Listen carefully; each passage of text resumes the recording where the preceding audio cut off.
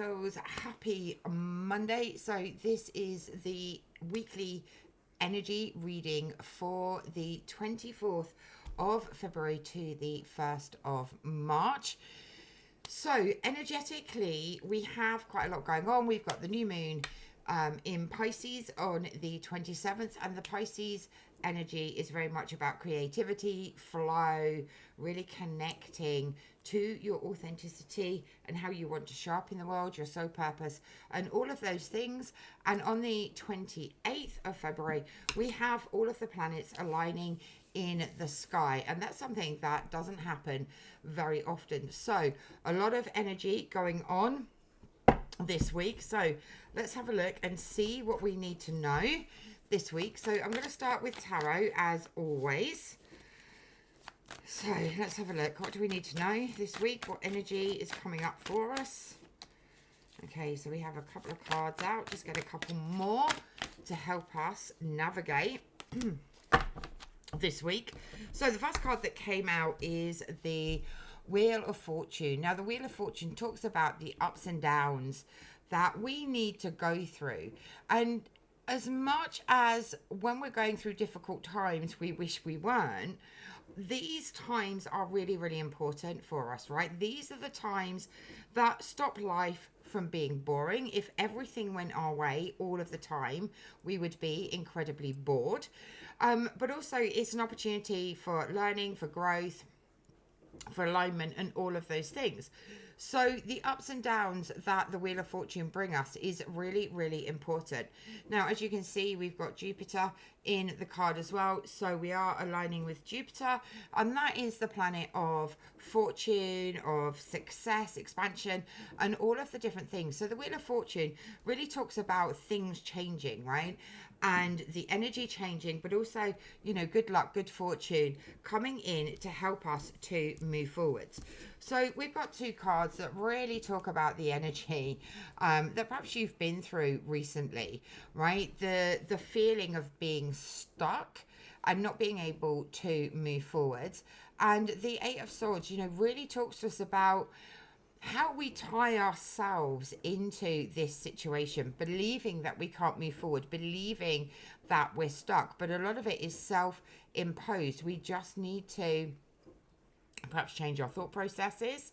Swords are very much linked to our thoughts, and unbind ourselves from the situation. And sometimes it can be as simple as changing your thoughts, right? If you are in a constant cycle of, I can't move forwards, I'm stuck, I'm in scarcity, I'm in lack, I'm whatever, right? Their thought processes, and those thought processes are creating your reality, right? So sometimes it's as simple as changing those thought processes to unlimited possibilities surround me, and I am limitless in my energy. I am limitless in my potential and my potentiality. So it is time to kind of unbind yourself, right? This talks about overwhelm. It talks about stress. It talks about overthinking and all of those things. So it is time to make a change here. And again, we've got another swords card, and the Five of Swords talks about the decisions that we need to make to help us to move forwards. Now again, swords, this is what we're thinking, okay? We're thinking about moving forwards rather than following our feminine flow of intuition, right? So it looks like a battleground has gone off behind him, and he is making the decision to move forwards. And decisions are important. We do have to make decisions in order to change things, right? So he is pretty much summing up what he's going to take forwards with him and what he is going to leave behind. And we want to leave behind the overwhelm, the stress, the overthinking, and all of these things, right? So if you find yourself in this energy this week, remember that it's time to make those changes. It's time to make decisions to move forwards from that situation. We also have the Star, right? And the Star is the card after the Tower. And the Tower is where everything comes crashing down, right? Anything that is not on a stable foundation is going to come crashing down, right? And the star follows that. So the star is almost like the beginning. It's that time to rebuild. It's that time to really connect into your hopes, wishes, and desires. And you've got Jupiter here as well, that is, you know, wanting to bring you good luck, good fortune, and all of those things. And you're being asked to really connect into your hopes, dreams, wishes, and desires to help move you forwards. So in other words, it's having goals to help you to move forwards. If we don't have goals, we don't achieve anything, right? We're not motivated to do anything. So this would be a really good time to set some goals. So with the new moon in Pisces coming up on the 27th, there's no better time to do a new moon ritual to help you set intentions for the lunar cycle ahead, right? So really think about, what do you want to achieve in this next 30 days? What do you want to do, have, be, experience, right? And set your intentions.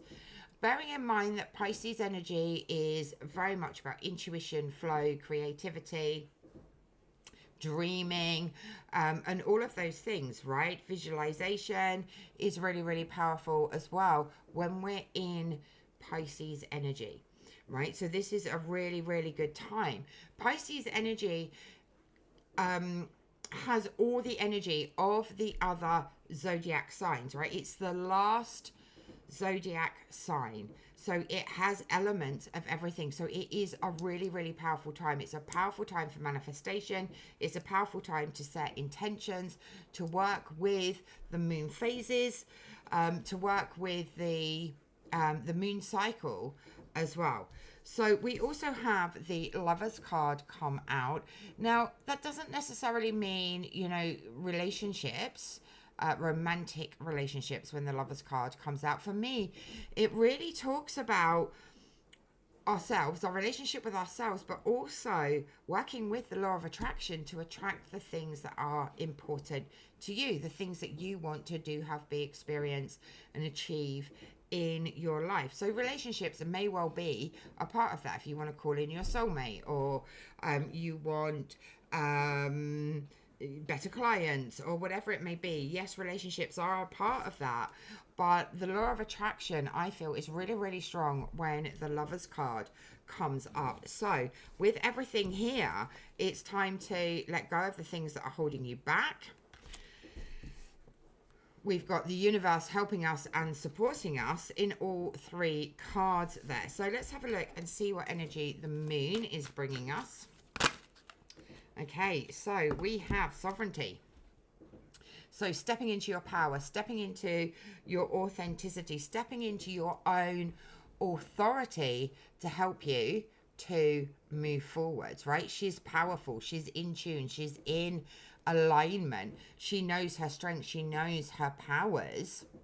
And that's what's going to help her to move forward. So she is in her sovereignty. She is in her power. So that's a really, really powerful energy that the moon is bringing you. And this one popped up as well. So the unexpected.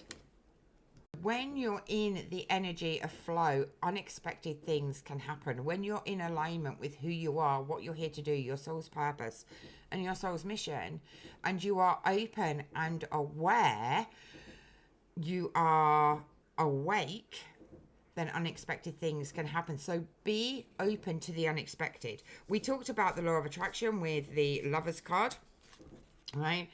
And an important aspect of the law of attraction is to allow the universe the how, right? We can put out there what it is that we want, but allow the universe to do its thing, and unexpected things will happen. You know, don't try to tell the universe exactly how you want something. The how is down to the universe, right? And quite often, if we're open and aware and awake, then unexpected things will happen. So the moon is bringing that energy with the Pisces energy to help us to allow good things to come in. I mean, I feel the energy is changing. Like, the energy is changing rapidly. I am in, personally, complete chaos at the moment, as you can probably see. Behind me, I'm in my dining room rather than my work room, because my roof was collapsing, so I'm having a new roof. And it's completely chaotic. But I can feel the expansion. I can feel the changes. It's like I just need to get this out the way before amazing things really start to come in for me, right? And new shifts and new downloads and all of the things. So let's have a look. The Akashic cards are jumping out already. So what message do the Laws, Masters and Teachers of the Akashic Records have for us this week? So we've got 3 cards here. So we've got gratitude practice. So always really, really important. I know that when I am in complete chaos, using gratitude for the chaos, for the roof being fixed, for the money coming in for the roof, for all of those things, right? A gratitude practice is really, really important. A gratitude practice is what can change these, right? Especially this one, right? If we're grateful for all the positive things, then we're taking ourselves out of worry. We're taking ourselves out of overwhelm and so many different things, right? So, you know, being grateful for everything that's happening, being grateful that spring is in the air, being grateful that you can see the expansion and the growth in the plants, in the sun, you know, whatever it may be. Gratitude is really, really important.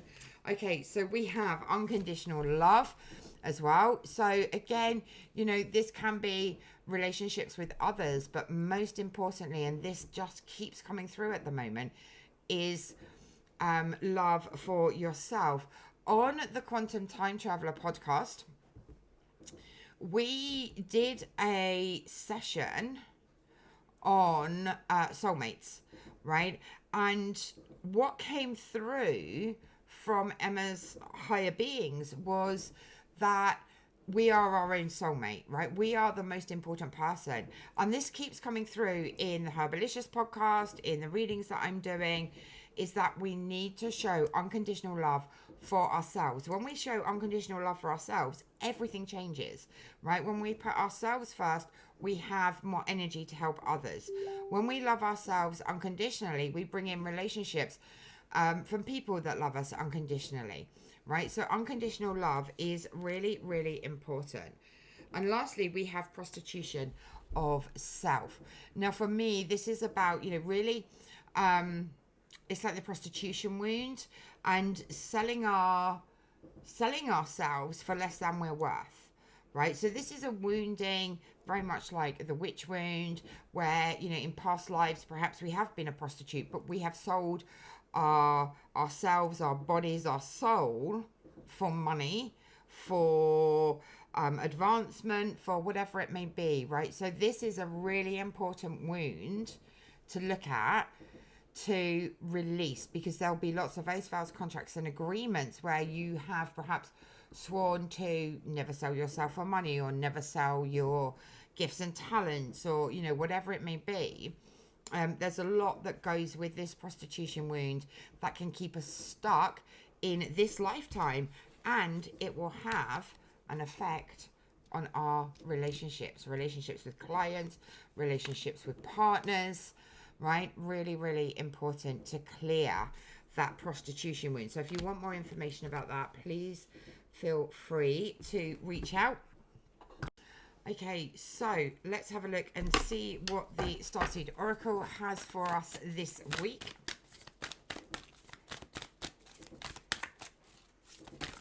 Okay, so we have loosen your grip. So this is really talking about letting go of that need to control everything, allowing things to unfold naturally, unfold in the way that the universe would like them to unfold. But if you're in this state of wanting to be in control of everything, then you're not noticing what's going on around you, you're not awake, and you're not allowing the universe to do its thing, right? We talked a little bit with the Law of Attraction card that it's the universe's job to do the how, right? When we start telling the universe exactly what we want to happen, how we want it to happen, then we're not allowing the universe to be in control. We're not allowing the universe to bring us unexpected things because we're trying to control the situation. We're trying to control the manifestation or whatever it may be. So this is a clear message to let go of your grip. Let go and let God is one of the sayings, right? Let go and just be open to what the universe has for you. Because when we let go, when we let the universe take charge, things often come in a much better way than we could have ever expected, right? So this is, it's really, really important to let go of control. So this says coping mechanisms, density, addiction, and let God in. So anything that is holding you back, let it go, right? As well. So that's really, really important. And the other card that came out is your life is a canvas. So artist, manifestation, creative accountability, right? So you have this canvas that you can paint on, right? You can paint your reality, right? You can create your reality, your destiny, however you want to look at it. So this is a really, really good time. Pisces is very creative. Pisces is very much about creating or dreaming your reality so that you can bring it into your reality. Okay, so this is a good time for painting, crafting, being in flow, dancing, drawing, all of the things, singing as well, to really raise your vibration, to help you to tap into your own innate gifts, to allow intuition to flow, to be intuitively led in order to help you to fulfill your purpose, to feel fulfilled, happiness, joy, and all of these things. So Pisces has a little bit of every zodiac in it, right? So it is, I feel, one of the most powerful zodiac signs in that way, right? Because we have a little bit of everything that we can tap into to help us to move forwards. It is the last zodiac sign. This is a really, really good time to tap into that creativity, to tap into what it is that your soul really wants, right? Not just what you think you want. Tap into your soul. Allow your soul to lead you and create the reality that you want. So it's a great time for setting your intentions with the new moon in Pisces that are all based around clearing your energy, clearing your energetic field, and tapping into your hopes, dreams, wishes, and desires, as we saw with the Star card. So let me know how this reading resonates with you, and I look forward to seeing you again soon. Ciao for now.